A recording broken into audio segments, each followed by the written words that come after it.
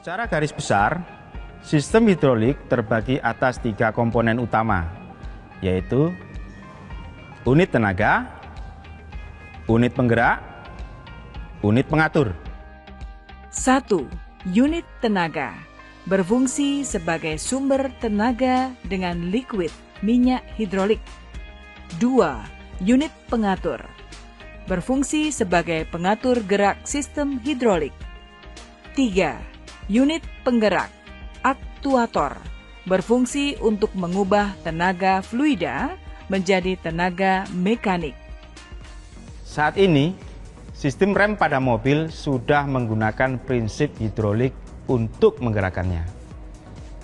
Komponen utama pada sistem rem hidrolik yakni pedal rem atau tuas rem. Disebut juga input device karena pedal rem memiliki fungsi sebagai input untuk mengetahui kapan rem aktif dan kapan rem non-aktif. Pedal bertugas untuk memasukkan daya tekan agar sistem hidrolik rem bisa bergerak. Master silinder untuk mengubah tekanan mekanis menjadi tekanan hidrolik. Energi gerak dari pedal rem ditranslate ke tekanan hidrolik oleh komponen master silinder. Reservoir tank untuk menyimpan cadangan minyak rem atau fluida yang akan dijadikan sebagai penyalur tenaga. Pipa hidrolik sebagai saluran tempat mengalirnya fluida atau minyak rem yang memiliki tekanan.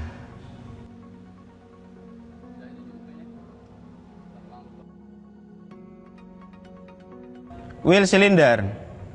Wheel cylinder untuk mengubah kembali energi pada tekanan fluida ke bentuk gerakan mekanis, sehingga energi bisa digunakan untuk menggerakkan kampas rem agar menekan drum atau tromol. Nah, bagaimana rem hidrolik bekerja? Mari kita amati prinsip kerja rem mobil berikut ini. Saat ini, sistem rem hidrolik digunakan di semua mobil modern, baik yang menggunakan tromol atau cakram. Sistem ini meringankan tenaga saat pengereman. Hanya dengan melakukan sedikit tekanan pada pedal rem, sistem rem hidrolik dapat bekerja maksimal. Bagaimana rem hidrolik bekerja? Untuk memahami rem hidrolik dengan benar, pertama-tama kita perlu memahami prinsip-prinsip kerja hidrolik. Saat Anda menekan pedal rem, piston pada master silinder akan mendorong minyak rem ke arah kaliper.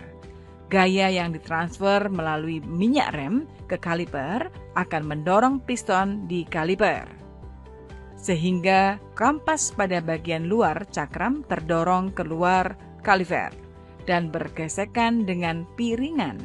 Ketika pedal rem ditekan lebih dalam dan piston tidak dapat bergerak lagi, minyak rem akan meneruskan gayanya ke kaliper, sehingga kaliper terdorong keluar dan menekan kampas rem di bagian dalam piringan.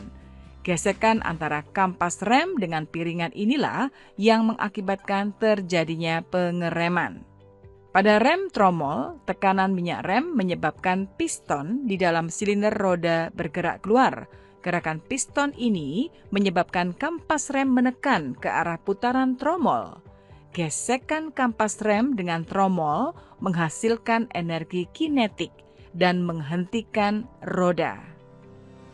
Setelah pedal rem dilepas, minyak rem pada kaliper akan tertarik lagi menuju master silinder dan mengembalikan minyak rem ke tabung penyimpanan fluida. Tertariknya minyak rem dari kaliper akan mengembalikan posisi kaliper, piston kaliper, dan kampas rem ke posisi semula. Komponen hidrolik dapat ditemukan pada alat-alat berat dan beberapa mesin industri.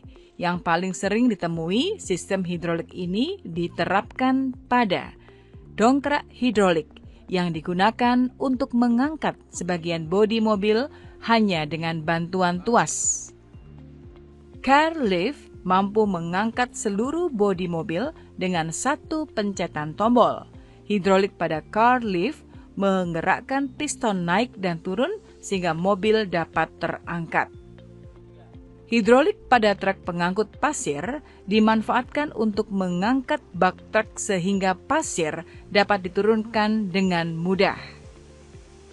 Hidrolik pada ekskavator difungsikan untuk menarik dan mendorong lengan ekskavator sehingga bergerak sesuai dengan keinginan pengemudi.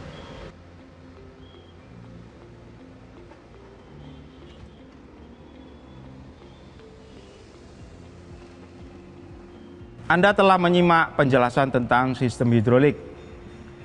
Inti dari bahasan ini bahwa sistem hidrolik merupakan bentuk pemindahan daya dengan menggunakan media penghantar berupa fluida atau cairan untuk memperoleh daya yang lebih besar dari daya awal yang dikeluarkan. Coba kalian analisis mengapa cairan yang dimanfaatkan pada sistem hidrolik kebanyakan berupa oli, bukan air. Sampaikan kesimpulanmu kepada gurumu.